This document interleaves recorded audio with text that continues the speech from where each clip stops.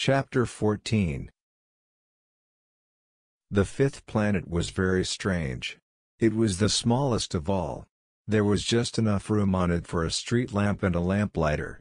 The little prince was not able to reach any explanation of the use of a street lamp and a lamplighter, somewhere in the heavens, on a planet which had no people, and not one house. But he said to himself, nevertheless, "It may well be that this man is absurd. But he is not so absurd as the king, the conceited man, the businessman, and the tippler. For at least his work has some meaning. When he lights his street lamp, it is as if he brought one more star to life, or one flower. When he puts out his lamp, he sends the flower, or the star, to sleep. That is a beautiful occupation. And since it is beautiful, it is truly useful." When he arrived on the planet, he respectfully saluted the lamplighter. "Good morning. Why have you just put out your lamp?" "Those are the orders," replied the lamplighter. "Good morning." "What are the orders?" "The orders are that I put out my lamp. Good evening." And he lighted his lamp again. "But why have you just lighted it again?" "Those are the orders," replied the lamplighter. "I do not understand," said the little prince. "There is nothing to understand," said the lamplighter. "Orders are orders. Good morning." And he put out his lamp. Then he mopped his forehead with a handkerchief decorated with red squares. "I follow a terrible profession. In the old days it was reasonable. I put the lamp out in the morning, and in the evening I lighted it again. I had the rest of the day for relaxation and the rest of the night for sleep. And the orders have been changed since that time?" "The orders have not been changed," said the lamplighter. "That is the tragedy. From year to year the planet has turned more rapidly and the orders have not been changed."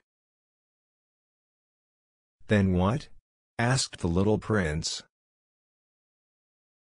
"Then, the planet now makes a complete turn every minute, and I no longer have a single second for repose. Once every minute I have to light my lamp and put it out." "That is very funny. A day lasts only 1 minute, here where you live." "It is not funny at all," said the lamplighter. "While we have been talking together a month has gone by." "A month?" "Yes, a month. 30 minutes. 30 days. Good evening." And he lighted his lamp again. As the little prince watched him, he felt that he loved this lamplighter who was so faithful to his orders. He remembered the sunsets which he himself had gone to seek, in other days, merely by pulling up his chair, and he wanted to help his friend. "You know," he said, "I can tell you a way you can rest whenever you want to."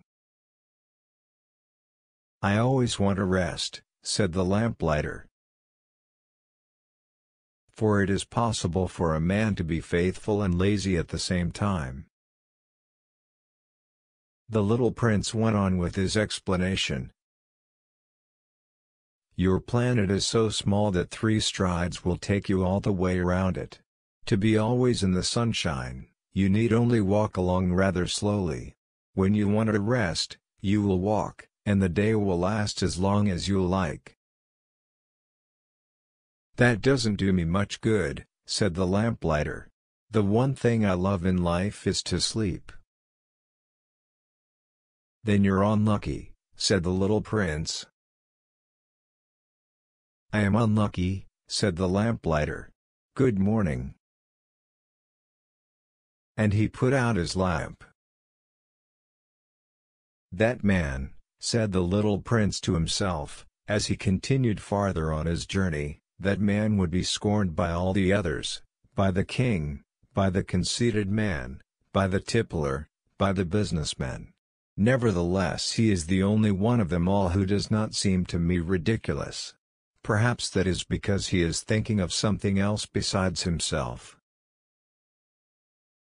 He breathed a sigh of regret, and said to himself, again, "That man is the only one of them all whom I could have made my friend. But his planet is indeed too small. There is no room on it for two people." What the little prince did not dare confess was that he was sorry most of all to leave this planet, because it was blessed every day with 1440 sunsets.